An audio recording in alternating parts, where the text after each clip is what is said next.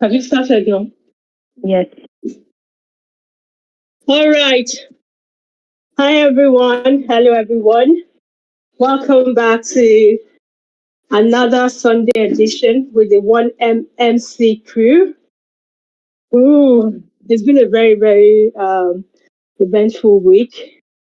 A lot has happened in the Nigerian political space. And as usual, the 1MMC crew, we're going to be looking at all the, important stories and highlights throughout the week. My name is Nelo. I'm going to allow all my other crew members to introduce themselves, and then we'll go right into today's program. Sitting right beside me is Well Meaning Nigeria. So, Well Meaning Nigeria, go ahead. Yeah, hi everybody. This is Well Meaning. Welcome. Thank you. Pass the mic, Well Meaning, to Lamine. I see Lamine right beside me. I think I'll pass it to Lamine. Lamine, please go ahead.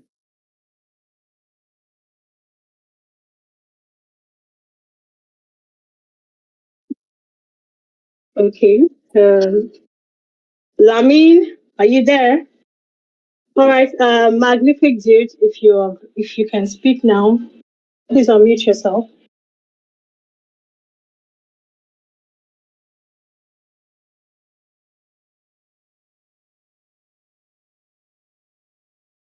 Mag.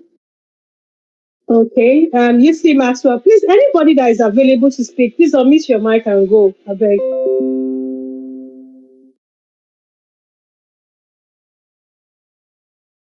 Am I being heard at all? Yes. Good evening, everyone. I'm Odo Akaji, and I look forward to this, amazing hour when we download and dissect what's transpired within the course of the week. Thank you. All right. Thank you. Very amiable Uncle Akaji. Our legal mind in the house. Hi, you see. Please introduce yourself. Yeah, good evening. Good evening to you, Nello. Good evening, everybody. Or is it still afternoon? This 4 o'clock. Good afternoon to everybody. It's a pleasure to be here once again, and I hope it will be a productive conversation. I remain myself. I've not changed. It's UC Maxwell, as you know me. So, welcome to the conversation. All right. Thank you so much. Okay. Nello, sorry, I was away from the phone. Hi, everybody. This is Mag, and nice to be here with the team. We're hoping for a wonderful session, a wonderful show. As usual, Nello lights up the house, so we're looking for a great time, spending a great time with you. Thank you for hosting this again. And All welcome, right, thank everybody. you so much. Thank you. Is Lamine available now? Lamine. All right, guys. When Lamine comes on, she would, say hi to everyone listening. Okay, so like I said, it's been there's never a boring day in Nigerian politics. I don't even know how we're able to, take in all this information because always one thing after the other.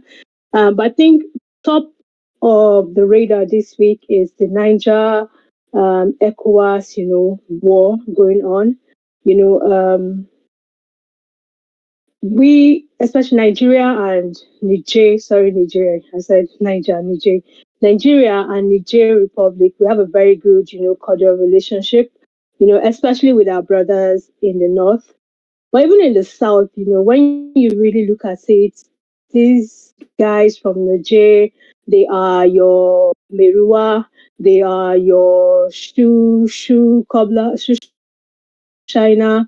They are the ones in the market, those guys in the market are always there. They're your mega. They're the ones that, you hire to secure your houses, your properties, your lives, basically. So we actually do have a very, very good cordial relationship with them. In the north, they intermarry, the borders are, you can just walk from Nigeria to Nigeria. So it's not just a country that Nigeria will just, can just stand up and say, you know what, we are going to fight you guys. We're going to war with you. You must bring back democracy in your country.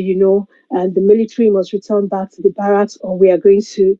I mean, I don't think that that is, the right approach to go about it, considering the fact that if anything happens in Niger, it's definitely going to affect us here in Nigeria as well. So we'll be talking. First thing, like I said, on our radar is the Niger war. I'd like to, if anybody has anything to say, what are your thoughts? Do you think that the Nigerian government has gone about this the right way? And what would you suggest, basically, if you were to give an advice? Uh, Uncle Akaji? Thank you so much, Nello.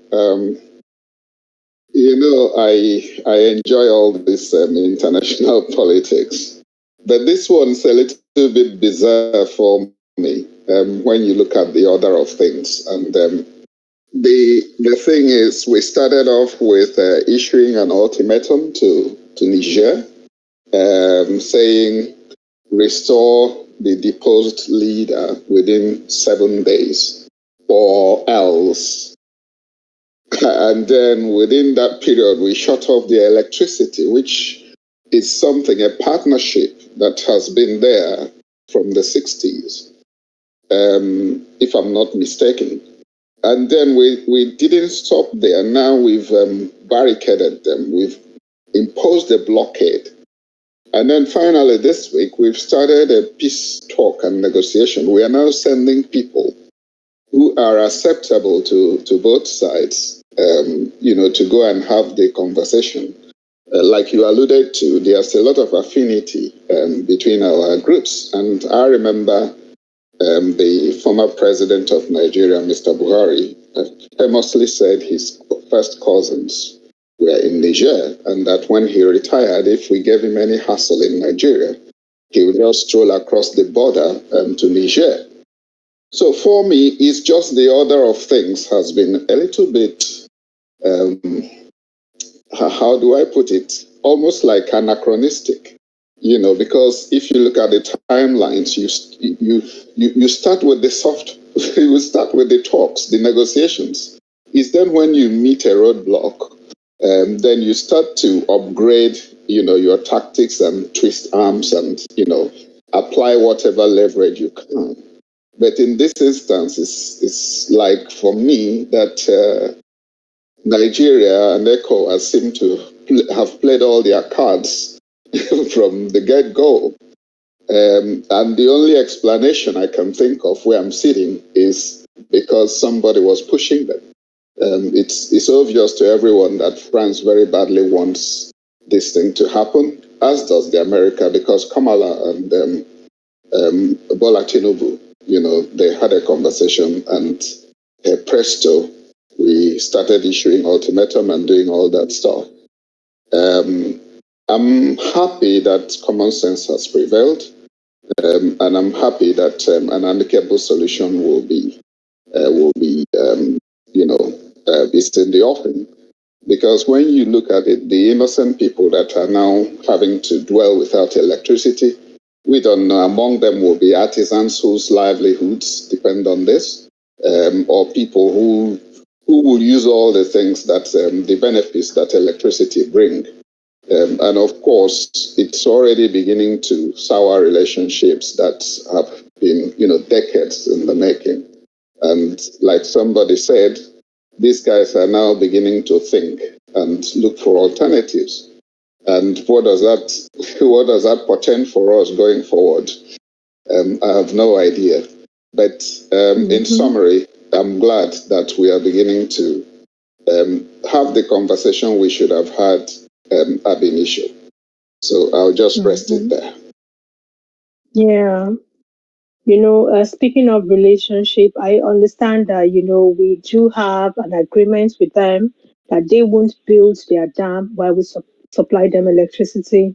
So when we go back and do this, it begs the question of how, that agreement is going to go moving forward, because it's just very, very rash and very brash, of the Nigerian government.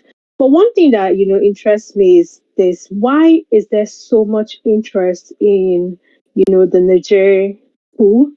Because I understand that there's been several other coups, in West Africa, and ECOWAS didn't get involved, didn't try to, I mean, when you really look at countries in West Africa, in terms of democracy and the people electing their government, it's honestly it hasn't it's been a charade, but usually countries, just sit back because you cannot encroach on the sovereignty of another country.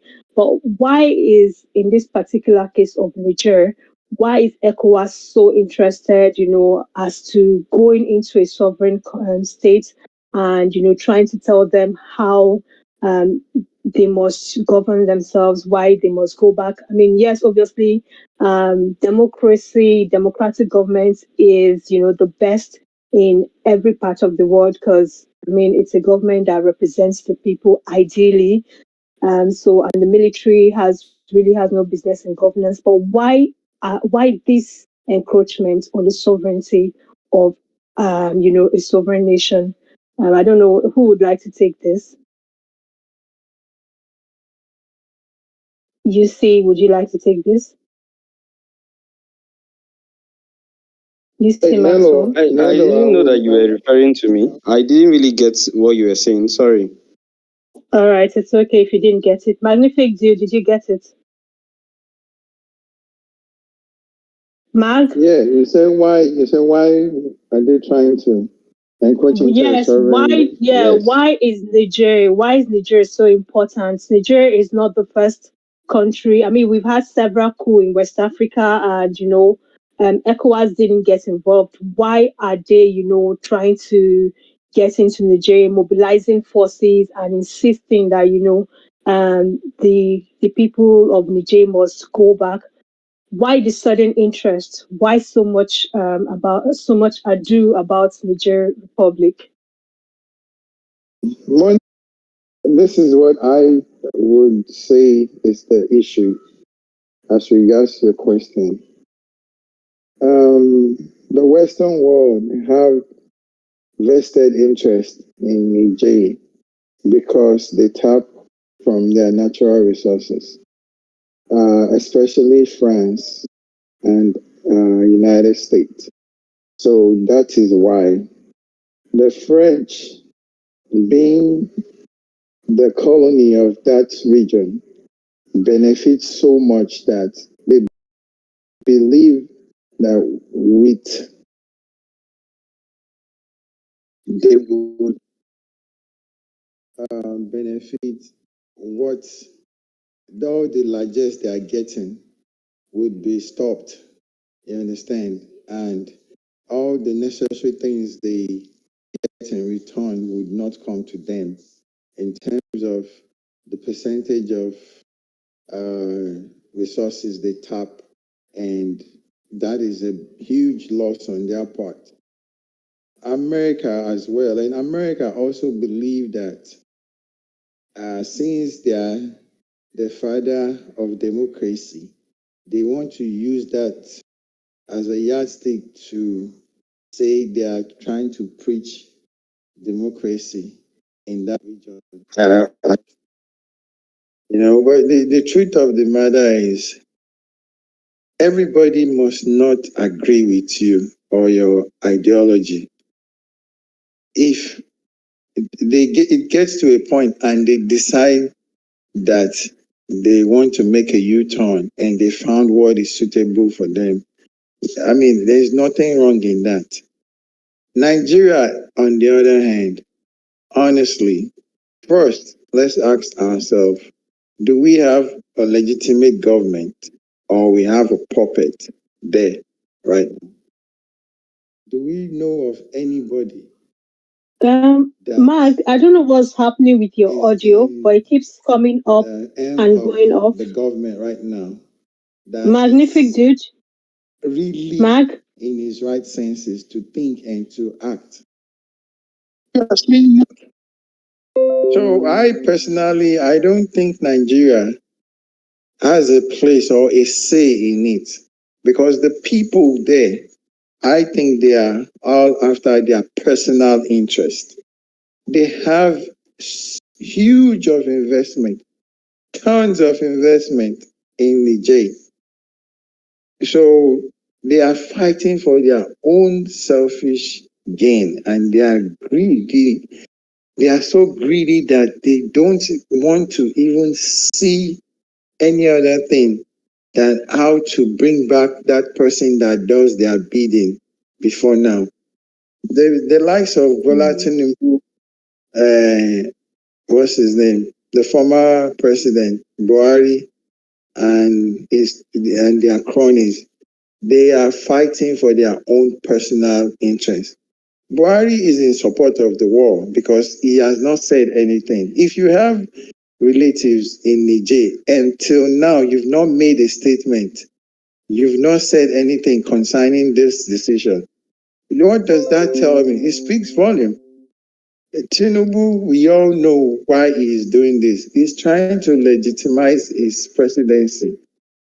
The stolen mandate is dancing to the tune of the Western world so they can back him up, so they can make him feel accepted, so that he would want to stay and tell the Nigerian people that he is recognized as the president, which he would never get. All right, Mark, because of time, gonna have to Yeah, come in. so Thank that you. is just the reason from my own standpoint. Thank All you. right. And yeah, thanks. Yeah, because I get curious because I mean, if I even look at Nigeria's history, Nigeria has had, several military coups, and I cannot recollect ECOWAS or any union, sending their army to take us back to democracy. It was something that we as a people, we rallied together. We challenged the military and fought them until they were able to transition from military to democratic rule, which is as it's what obtains in every other part of Africa where you have coup and everything. So for me, it's a strange thing, to have ECOWAS saying that they're going to send their military into a sovereign nation and then get them to go back to democracy. I don't know. Any other person wants to chime in? You see, I don't know if you're listening. 1 minute Nigeria, if you want to chime in as well. 1 minute. All right, Uncle Akaji, I know that this is a sphere that you're very interested in, so I don't know if you have anything else to add to Yeah, the conversation. all I wanted to say is because your question was, why ECOWAS was particular. I have a few reasons, and this is my opinion. One is they are frightened because these guys, they work for each other. They go around and, pass all manner of crooked elections as very perfect, so they scratch each other's back and they are seeing the handwriting on the wall. Because it's like a domino effect. If you look at the map now, there's a coup belt emerging and it's spreading fast. So they are driven by a sense of self-preservation to try and stem this coup tide. The other thing that will be said is the puppet masters, because when you look at the Niger has a landmass that is like 37% more than Nigeria, and yet they have like 200 million less people there. And they sit on all those minerals, as Mag alluded to. And all the major countries have a presence there. The US have their, a military base there, and as does France and, and all the rest of them. So there's a lot of vested interest there, and no one knows the direction these guys are going to take. And if the feelers coming out from Burkina Faso is anything to go by, you can tell that it doesn't bode well for the West. So they are also applying their own pressure. So the ECOWAS people want to preserve themselves. They are They want to look after one of their own corrupt, friends, and also they are acting under pressure from the puppet masters, the colonial masters, France and America. That's what I wanted to say. Yeah. Okay. Any other person wants to chime in so that we can move on to the next? I see your Can you network hear keeps me? dropping you. Hello. Yes, I can hear you now. All right. I try to speak most times and I'm not being heard, so I have to leave and come back. Now, the situation in Niger, it's my worry. While everybody has spoken from different angles as it relates to the relationship which we share, you guys know the angle I always come from. It's the legalities that surround it. Now, as we know, the National Assembly, the Senate particularly, have refused to grant the approval for members of our military to be deployed in line with, Section 5 of the 1999 Constitution. So one thing here becomes striking. Are there available options to Tinubu if since they have decided to decline approval? Another angle to it is Tinubu is the leader, the chairman of ECOWAS.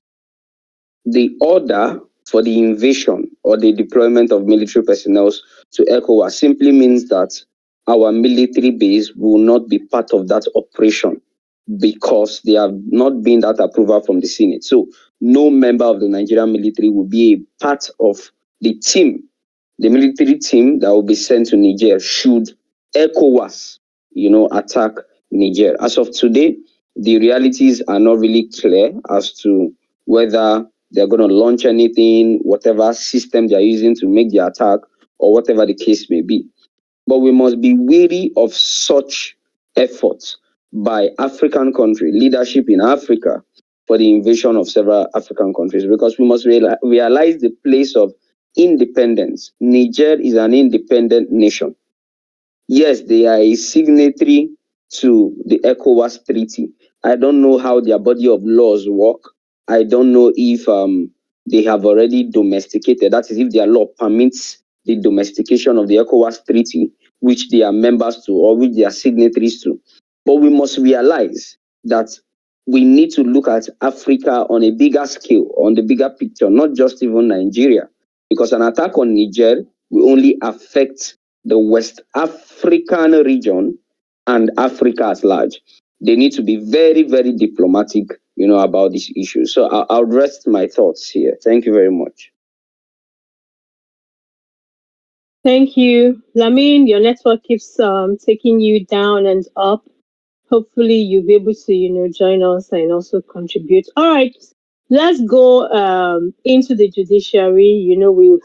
There's no way we're gonna have a show without, touching on the judiciary. There's this Yoruba proverb that I saw. I think Dalit Parusimi shared it, where he said when judgment is taking long, to come from the king's palace, just know that a rich man is involved.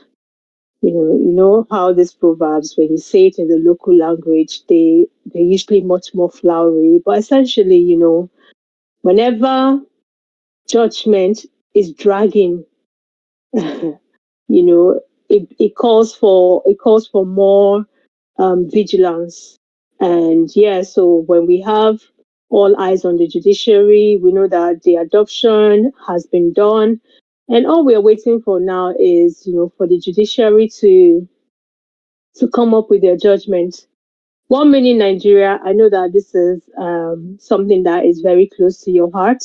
You followed the case from beginning to the end, you've dissected and all the addresses and responses and everything. I'd like to ask you, what are you looking forward to, in this when do you think that we might be getting a judgment, and also basically looking at everything once again, um what are you what are you looking forward to essentially? Okay, you can hear me? Yeah. Yes, I can. Okay. Okay. First of all, You said I followed it from beginning to the end. We've not ended. So, I mean, obviously, yeah. Thanks for yeah. the correction. Yeah, so, for the first question, as per when I think judgment will be out, be forecasting and trading, I don't even know. But I'd rather the judgment comes as soon. So if I want to speak from my, patriotic Nigerian side, who is eager to get Nigeria working again, I really say the judgment should have been out as far back as yesterday, especially because um, this case is very straightforward. To be honest, as we say this every time, and it may sound like a broken record, these judges are not from the moon. They were in Nigeria. They saw everything that happened in this election. But it's quite unfortunate that we are in a place where we should just know, or where we already know that it's a fight where the umpire is already against us. So, like I often say, we just needed to fight a little bit extra. And thanks to and when I say we now, this is speaking like a well-meaning Nigerian that I am and an obedient. We did all that. So I personally think that this shouldn't have taken long. I think it's taking way too long, right? And it begins to create room for unnecessary speculations or you know. But when I now think about the fact that this is not a fair fight to start with, and I think I've heard Master said this once some time back that at some point they may need to even go to some of the evidence exhibit tender to verify some things. So I'm really hoping basically that this happens soon. I have different theories in my mind, but none of them is a confirmed fact. I have the theory where I believe, another way for them would be maybe, delay it, get people distracted, because I've noticed for the longer it takes, the more people tend to want to talk about other things and just get going and all that. But for the day, like I said, I don't know when, but I also think one thing I've always said is I don't think they'll give us a long time frame. I think at best we'll get if we get 3 days, I feel like it's cool. I think at best we'll get 2 days notice or, probably a day notice.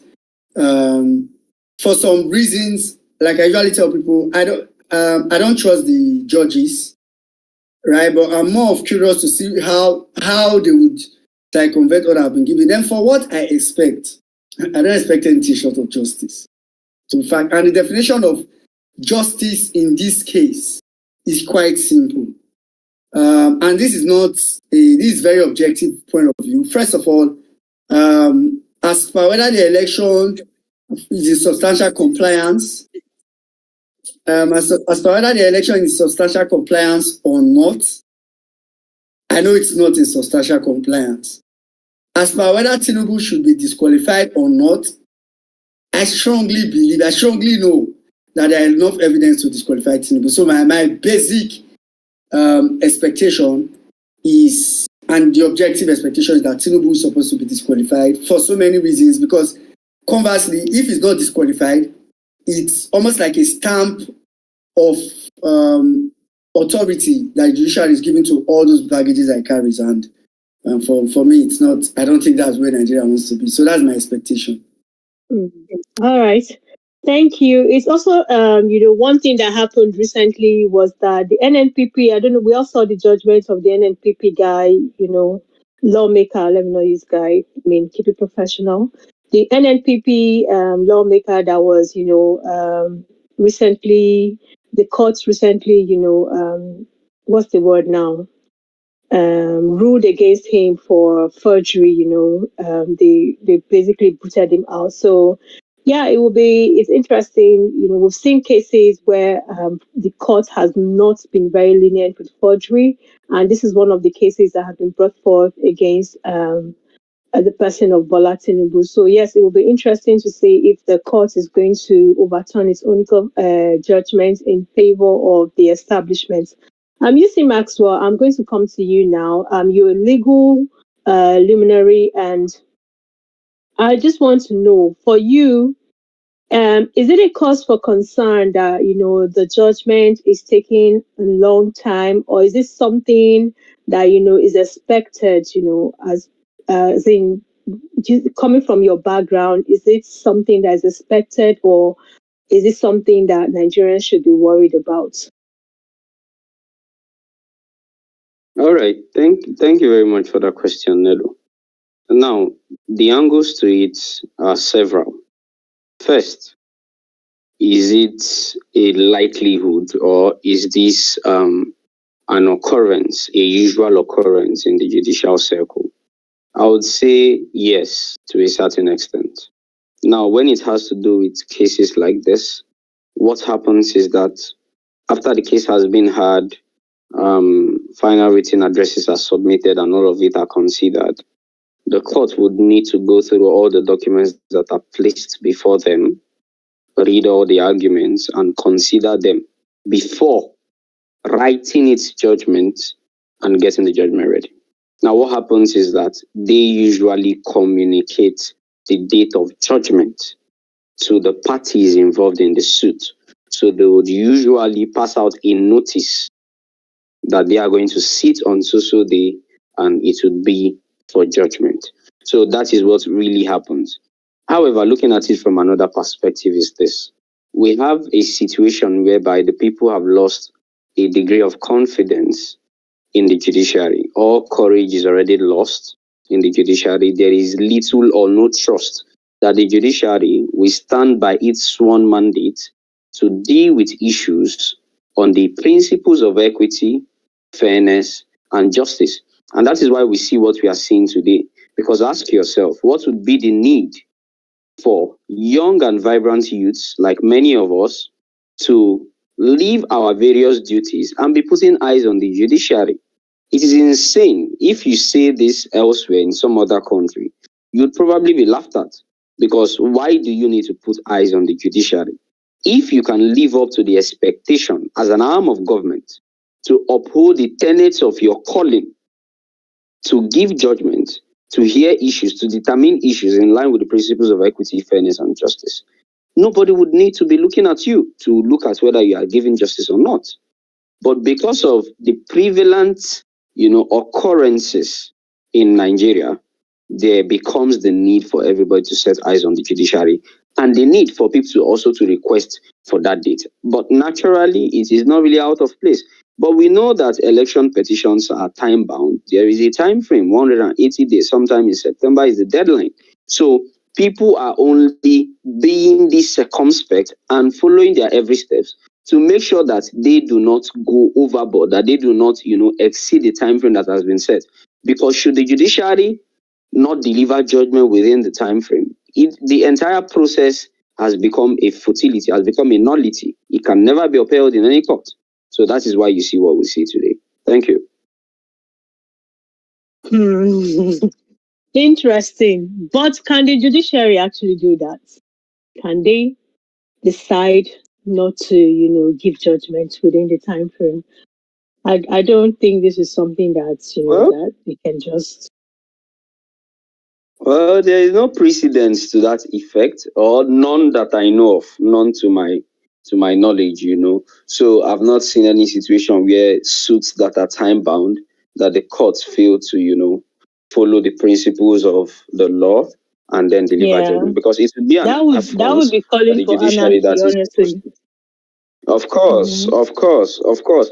If the judiciary do that, then they are only giving a room for the people to overturn every angle of the society that we hold sacred. So that is what it is. We've not seen any previous, attempt, but then we can only watch and wait.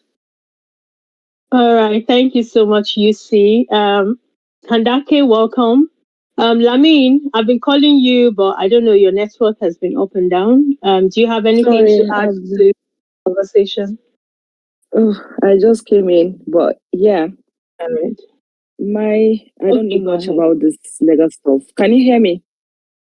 Yes, we can. Okay. Me, as a well-meaning Nigerian and a citizen that is hoping that this country should be on the right track. My prayer and wish is that the justices give a swift and quick judgment. I'm not a lawyer. I don't know. I understand that UC Maxwell said there is a time frame and they haven't breached any law. But myself, I just wish that this thing should be over by now, because did he commit perjury? Yes. Did he forge his results? Yes. Did he launder narcotic money? Yes. Was there a double nomination? Yes. Was there a breach of constitution? Yes, because APC did not get 25%. So I thought the judgment should have been as swift as possible.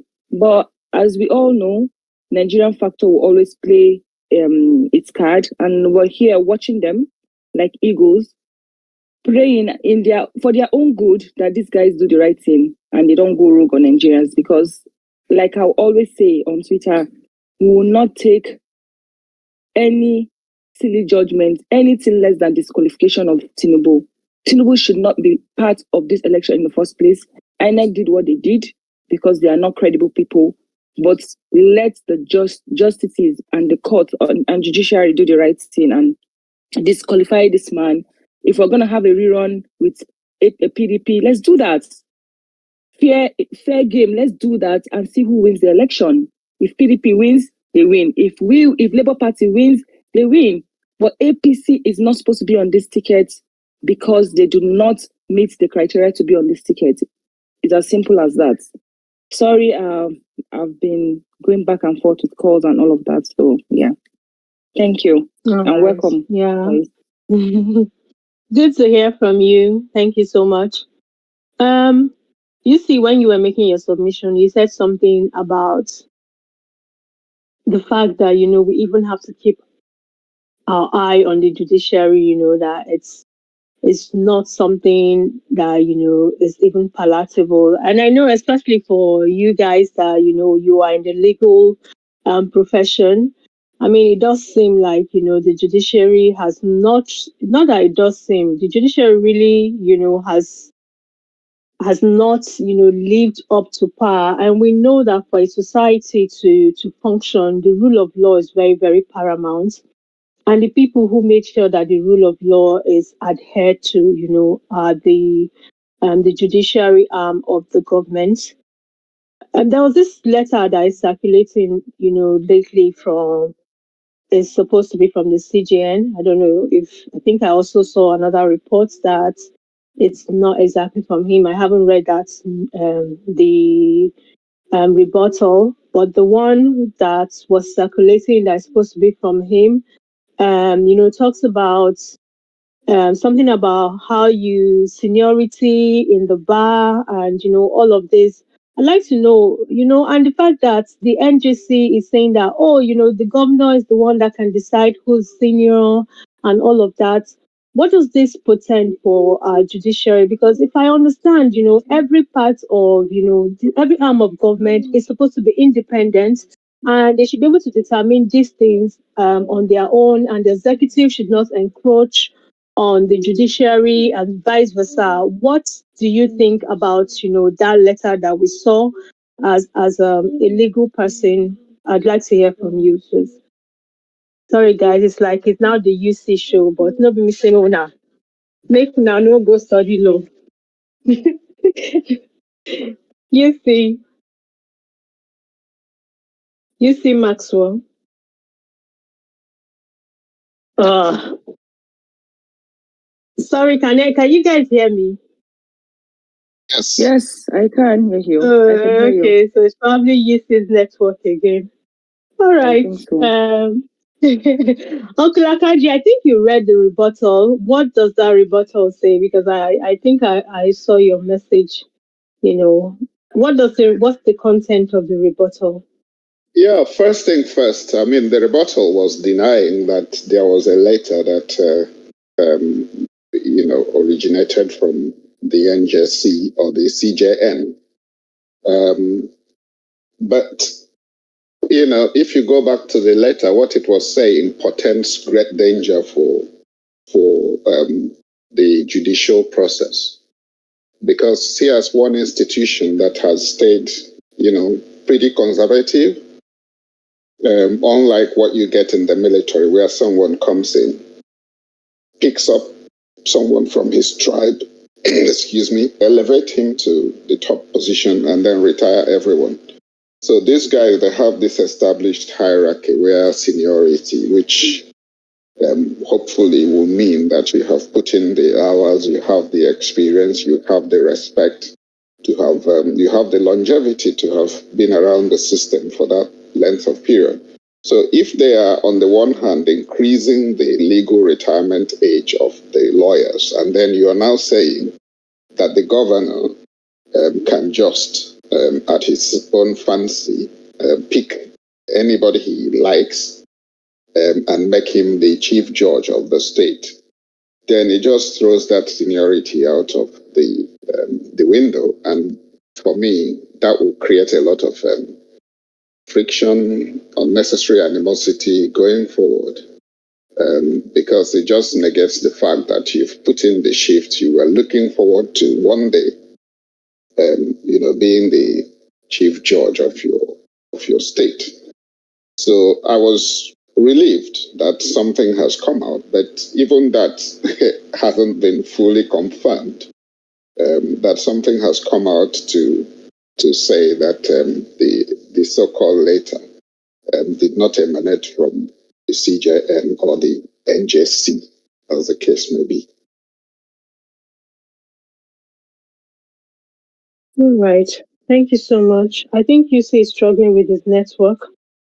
You know, yeah, I also share the same sentiment with you because it's it's one because when you really look at it, is it's scary that it just means that a governor, just like you said, can just take someone from the lower bottom and say, you know what, you would be my, and it just doesn't make any sense. Do you understand?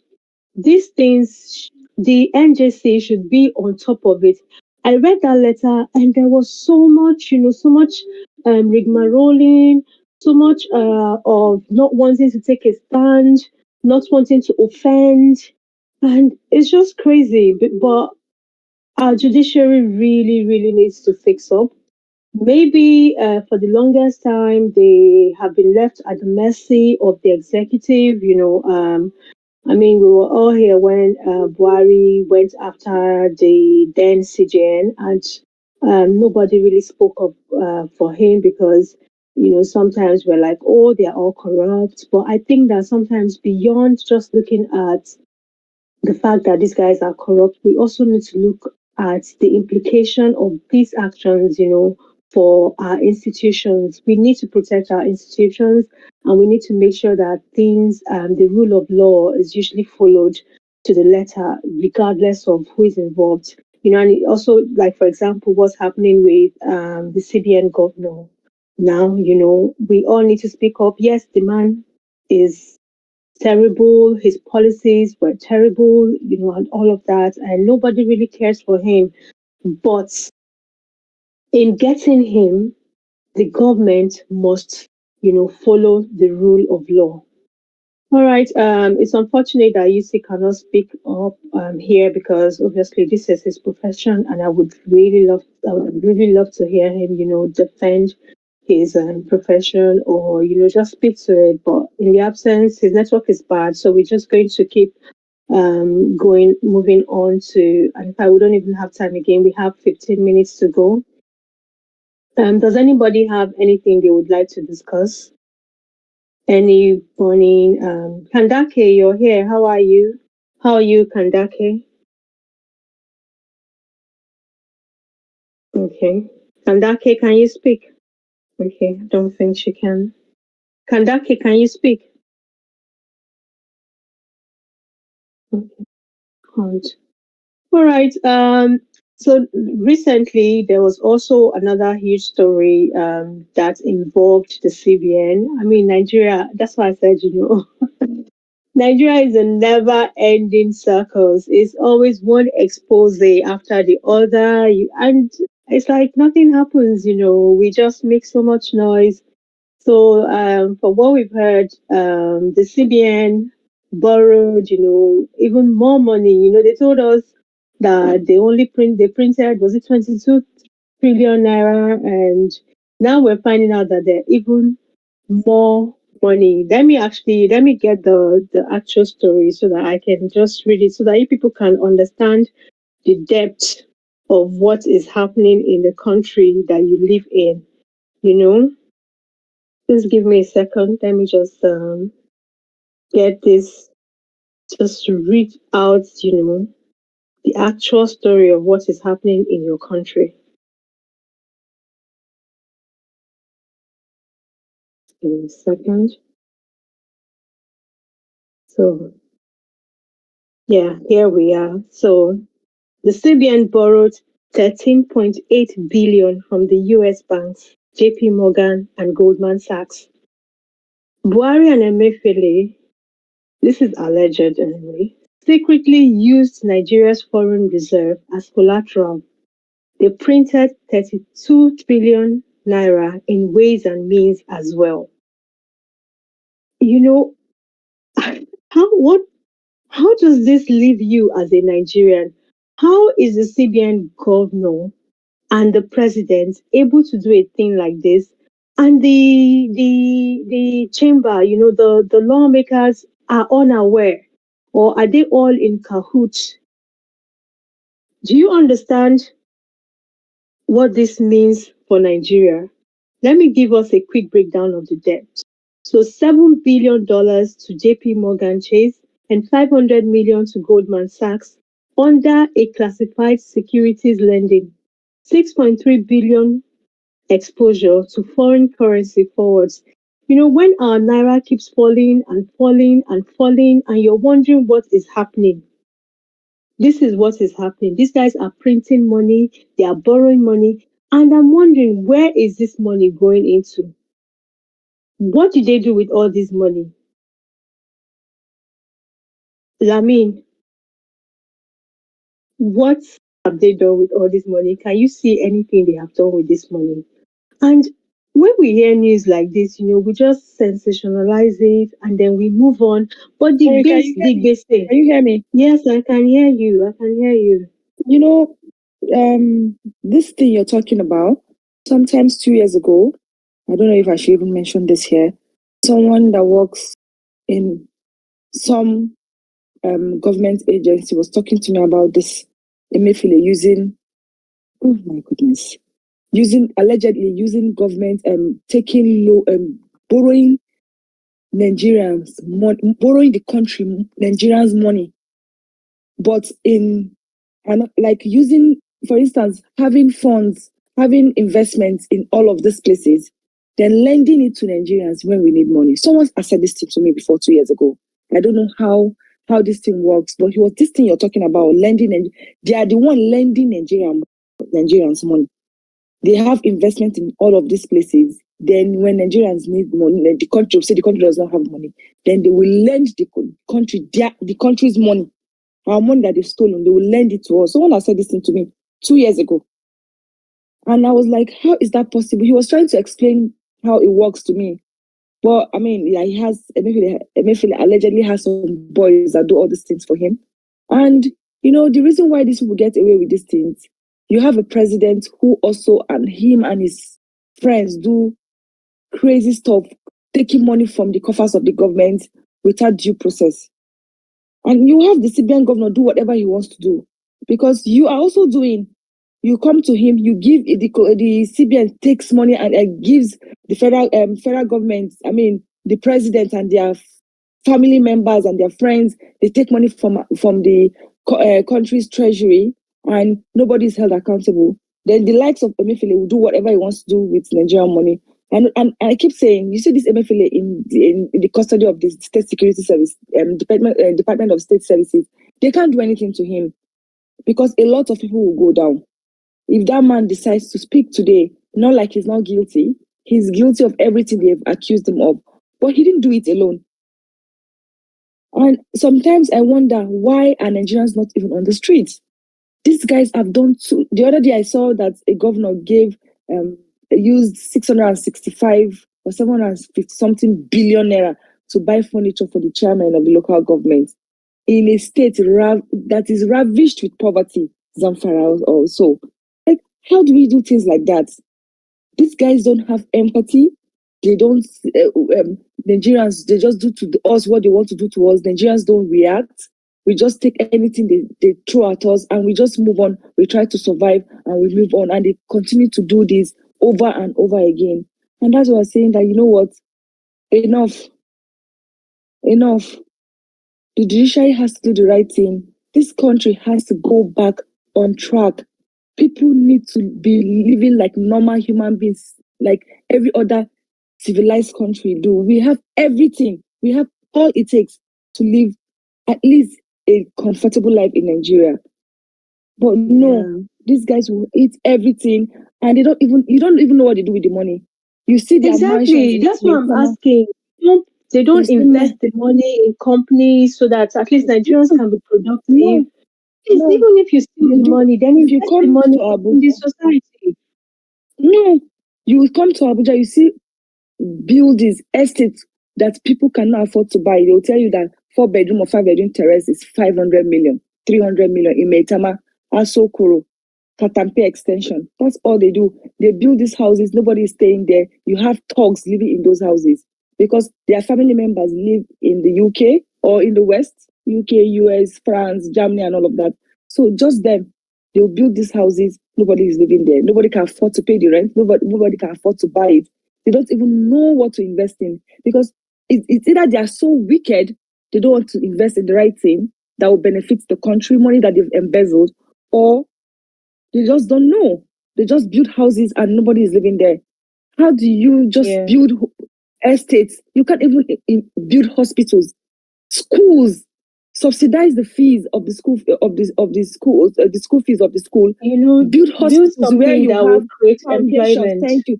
God bless you. Have foundations that you have hospitals that people that can afford to pay a certain fee will pay. Then you have a foundation that will also reduce the bills for people that cannot afford it. No, they won't do that.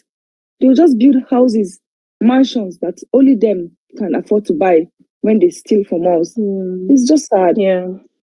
Really sad. It's really sad, and really the thing is, when I think about the solution to Nigeria's problem is the fact that we're not a productive country, and with the current crop of government that we have, I don't see us even becoming productive at all because all they're interested in is the mineral resources in the ground, how they can get it and sell, and just carry this money in their pockets and enjoy this money. They're not really looking at investing and just moving us from consumption to production. Uncle Akaji, do you have anything to add to this conversation? Yes, it's a very big one. When you follow this, there are certain things that will frighten you as a Nigerian citizen. One is that the last annual report from the Central Bank of Nigeria was issued in 2015, before this administration came into office. So all these things are coming to the open because we've just had an audit done by Ernst & Young and KPMG. And it shows that lending to government, short-term overdrafts and everything, things that there are certain parameters like that are considered good practice. Like you restrict it to 5%. You put restrictions for obvious, for reasons of discipline and everything. These guys just threw it overboard. And the percentage they are quoting is that it's 30 times higher than it was in 2015. Government borrowing, over 70%. So things that could have been down to 5%. So when they say ways and means and all this short overdraft and everything, I think Governor Obaseki put it very well because he's quite financially literate. I think his area of specialization, he did a lot of that sort of thing. And he said there was loads of quantitative easing going on. They were just printing money. And usually, if America prints dollar, that's because everything there is anchored in the dollar. But if Nigeria is printing, what is it anchored on? So that's why our foreign reserve and everything is decimated. And like you guys have said, when you link it all back to what we are trying to build as a nation, you remember the outcry when they found someone leaked the document, the contract with some of the Chinese engineering corporation, and it actually said in there that in the event of default, Nigeria will cede her sovereignty. You know what that means? So they can do pretty much whatever they want. They can they can confiscate our assets in lieu of what we owe them. So it's wow. A bit worrying. It's a bit worrying because when you look back at the work that people like Okonjo-Iweala, Charles Soludo, Ezekwesili, even Aganga, put in to bring Nigeria to a credible, because Nigerian central bank was blacklisted before the world. And I only knew that because I did some commodity trading. And these guys put in, even the EFCC you see today, all these things were put in to give comfort to the financial market and foreign investors. But the APC within the past 8 years have just dismantled one good thing after the other until they brought us to this sorry pass. Because what it means is that our credit rating is going to be impacted. And it's just unreal. All right. When you think about, honestly, the judiciary just has to do the right thing, because I cannot imagine another 4 or 8 years of, this clueless, stealing, looting government of APC. I can't just imagine it. But on a lighter note, and before we bring the show to the end, so we saw, I don't even know if it's a lighter note, but anyways, we saw, our senators, they are going on recess. And, you just begin to wonder, how long have they worked? Which employment in the world, are you fully employed and you barely do 2 months and then you go on recess? And even as you go on recess, you also get some token, Some sent to prayers, you, or some prayers. Prayers to your mailboxes. We've all been expecting prayers in our mailboxes. I've been refreshing mine. I haven't seen mine yet, And I think it was Senator Iriti that was asked, and she said she's yet to get hers, but I mean, I think as Labour Party, I mean, as obedient members, not Labour Party members, but as obedient members, lots of the Labour Party members that are there because of the obedient votes that came directly from, the fact that we believe in our principal, Peter Obi. And we expect these guys to go in there and, also live up to expectations. But I mean, I know it's hard when that kind of prayer, some people say it's 32 million naira, some people say it's 2 million, I don't know, but at a time when Nigerians are asked to tighten their belts, there's a lot of suffering. The money in your pocket cannot even buy you anything. Cost of fuel is going up, cost of diesel is going up. Nigeria is a country that imports almost everything, and the naira to dollar rate, the naira keeps falling every day. The people are suffering, like the suffering is palpable. Someone that recently traveled was lamenting that there are barely cars on the roads, the roadside people, there's really no one patronizing them. And a lot of the forecast that is coming is just saying that things are about to go worse. But you have, a Senate House that is going on holiday, and then they're getting, prayers and millions being sent to their emails. And it's really, it calls for concern again. I just keep wondering how long will Nigerians, how long can Nigerians take? How much can Nigerians take, before they actually start going after their political leaders, because these guys are so insensitive. And to round it up, there was this video of a Labour Party senator in his keke marwa that was trying to, go into the office, with his keke. And some people have really looked at it from different angles. Some people are looking at it from the angle of classism, like, okay, why can't he take his keke into the office? And people like me are looking at it like, okay, you don't drive the public transport into your workplace. I just like to hear from you guys. What do you think of that, scenario? Do you think they should have allowed him go in with his keke marwa? Do you even think it's a big deal?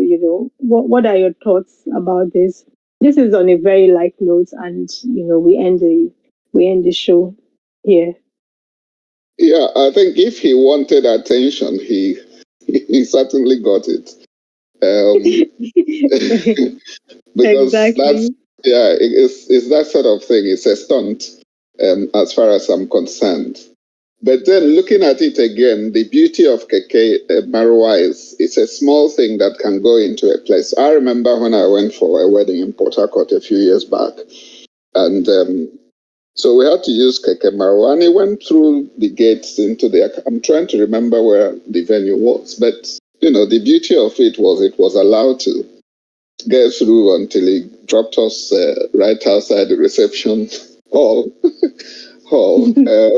And we all came down and thanked God, because you keep thinking this thing is going to tip over. But so yeah, I don't know why they decided to make so much mountain out of a molehill, as far as I'm concerned. Yeah. I think if they want attention, they should speak up on the things that affect the average Nigerian. Honestly, nobody cares whether you're driving your keke in or out. If they won't let you go in with it, just come down and walk in. If they let you go in with it, go in. If you want attention, open your mouth and speak up. Speak up against the money that's been sent into your account. Let the nation know that, you do not support this amount of money being sent in as prayers when Nigerians are suffering. That would definitely get our attention. All right, guys, let's get your final words and we'll say goodbye. Okay, Lamin, I see you. Yeah, Your okay, final words. before I go on, yeah. But can you guys look at that Keke Marwa thing on the other hand? What about if he's just trying to feel a pulse of what's going on in the community? How much it costs for you to take Keke to your workplace, or what it feels like to be in Keke going to work and all of that. I mean, that's another way of looking at it. But yeah, this is what I have to say. Well meaning Nigerians came together, contributed money, and have a billboard say, judiciary do the right thing, all eyes on judiciary, give us justice. And we have Nigerian government wanting to bring down the building, bring down the billboard. I will say this to Nigerians if you're listening. This country is yours. This country is not for the politicians. This country does not belong to the senators, the ministers, the governors, the president, the justices of the country. This country belongs to all of us in this country. So if these guys decide to go rogue, Nigerians, tell them enough is enough. We must get our country back on track. Nigeria must be beneficial to every one of us, not just the politicians. Thank you and have a good evening. All right, thank you so much, Uncle Akaji. Yes, thank you very much, Nello. It's been a very fruitful section. Yeah, for me, I think we should all just keep at it. Some of the projections when this struggle started was that, they were going to fizzle out, they are just leave assault. And a lot of people agree that the most important tool to have if you must succeed in anything It's not even your intelligence or your smartness that is great. And that is the staying power, the ability to stick at something and follow it through. So I would just say, let's stay the course. Let's stay on the path. Nothing good comes easy, but difficult paths often lead to beautiful destinations. And I think we know where we are heading. Good evening, everyone, or good afternoon, even. All right. Thank you so much. Well-meaning Nigeria. Okay, so for me, I just really want to encourage everybody to let's maintain focus. I think in this past week, the one MMC have done quite a lot in terms of mobilization and a lot of other things. I'm looking forward to us doing more in this in the coming week. Or this week we are just entering now, so we need to just intentionally, not passively now, very intentionally. Even when you are battling to forget, we need to intentionally say, no, I can't get distracted, or I can't forget. I need to focus on the judiciary and keep doing what we can do. All right. Thanks to everybody for coming, and thank you, Nello. Thanks to everybody. All right. Thank you so much. Waimi, are you available to say something? All right. What about you, Kandake? All right. Okay, guys. I don't think Waimi is available to speak. So we've come to the end of another show. Thank you so much to everyone that's tuned in. Because of the time factor, if you have comments or questions, would appreciate if you type it in the live chat box. And of course, we're going to do justice to it. So all of this week, the focus is still going to be on the judiciary. Keep all your eyes, peeled on them, because we cannot tolerate any hanky panky. And with regards to the billboard that they're trying to get down, I don't see anything in that billboard that should get anybody shaky. All we are asking is that the judiciary do the right thing. So if they give justice and they do the right thing, do you not want them to do the right thing? Why are you bothered about it? So let's all lend our voices, to continue to call these guys out. Just like Pio would say, the lunatics have taken over the asylum, and for you to get them out, it's not going to be a walk in the park. You have to also go mad like them. You have to go mad like them, and because we have the numbers, trust me, guys, we are more than them. And if we stand firm, we're going to defeat them. Thank you. We'll see you guys again next week, God willing. We're going to be discussing every topic of interest. If there's also anything that you'd like us to, talk about, you can DM our one MMC handle. Keep following us, and of course, you know that during the week. We go extensively on all of these topics on our spaces. Our spaces run on for as long as possible so everybody can come and speak to their heart's content. So make sure you're also following our is it X handle now. Honestly, I don't know how human beings how we're able to adjust from Twitter to X now. Follow our X handle at one MMC so that whenever we go live on Spaces, you would also join us. We always love to hear from Nigerians. We're going to keep the fight going. Thank you. Um, one love, one country, for God and for country. Sorry. All right. Thank you so much. 1 minute Nigeria. Now you can turn off streaming, like Ngozi said. Well meaning. Yeah, working on it.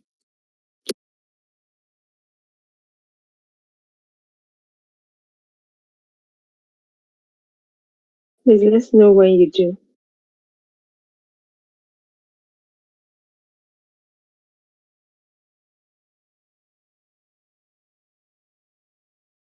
I mean, we could leave, so I have to try to figure it Yeah, out. just turn off streaming and then we can have convo in house.